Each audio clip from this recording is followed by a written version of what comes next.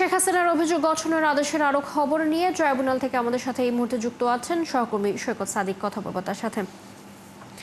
সৈকত, অভিযোগ গঠনের আদেশ কখন দেওয়া হবে, এছাড়া আজ ট্রাইব্যুনালে আর কোনো মামলার কার্যক্রম আছে কিনা সব মিলিয়ে জানাবেন।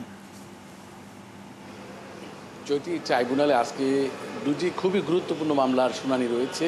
জুলাই গণঅভ্যুত্থানে যে মানবতা বিরোধী অপরাধ সংঘটিত হয়েছিল সেই ঘটনায় ক্ষমতাচ্যুত প্রধানমন্ত্রী শেখ হাসিনা ও তার সরকারের যে সাবেক স্বরাষ্ট্রমন্ত্রী আসাদুজ্জামান খান কামাল ও সাবেক আইজিপি চৌধুরী আবদুল্লাল মামুনের যে মামলাটির শুনানি, সেটা আজকে কিন্তু ট্রাইব্যুনাল একেই অভিযোগ গঠনের উপর আদেশ দেয়া হবে। গত 7 জুলাই সর্বশেষ এই রূপে শুনানি হয়। ওই দিন আসামি পক্ষের যে রাষ্ট্র নিযুক্ত আইনজীবী ছিলেন আমির হোসেন, তিনি শুনানি করেন, তিনি অভিযোগের উপর যুক্তিতর্ক উপস্থাপন করেন এবং তিনি এই শেখ হাসিনার এই অভিযোগ অব্যাহতি চেয়ে আবেদনও করেছিলেন।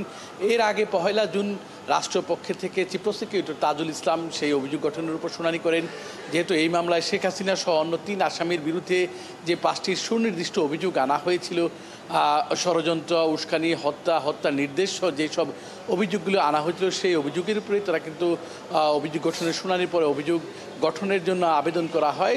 সব দুই পক্ষের শুনানি শেষেই কিন্তু আজকে বিচারপতি গোলাম মুর্তুজা মজুমদার নেতৃত্বাধীন ট্রাইব্যুনাল একেই এই অভিযোগ গঠনের আদেশ দেওয়া হবে। ইতিমধ্যে এই মামলার যে একজন আসামি গ্রেপ্তার রয়েছেন সাবেক আইজিপি চৌধুরী আবদুল্লাল মামুন, তাকে ইতিমধ্যে ট্রাইব্যুনালে নিয়ে আসা হয়েছে এবং ট্রাইব্যুনালের যে হাজতখানা সেখানে তাকে রাখা হয়েছে।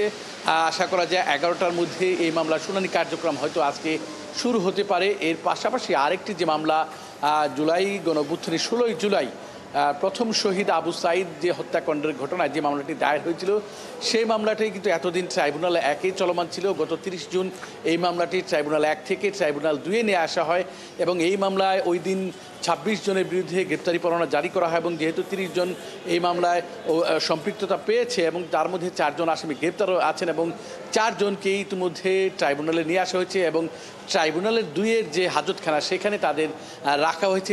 যে 4 জন আসামি এখন পর্যন্ত এই মামলায় গ্রেপ্তার আছেন, 2 জন পুলিশ সদস্য, একজন কনস্টেবল সুজন চন্দ্র রায় আর বেগম রোকেয়া বিশ্ববিদ্যালয়ের তৎকালীন যে প্রক্টর ছিলেন শফিকুর রহমান, তিনি শফিকুল ইসলাম এবং একজন ছাত্রলীগ নেতা, এই সহ 4 জনকে গ্রেপ্তার করা হয়েছে এবং 4 জনই কারাগারে ছিলেন এতদিন।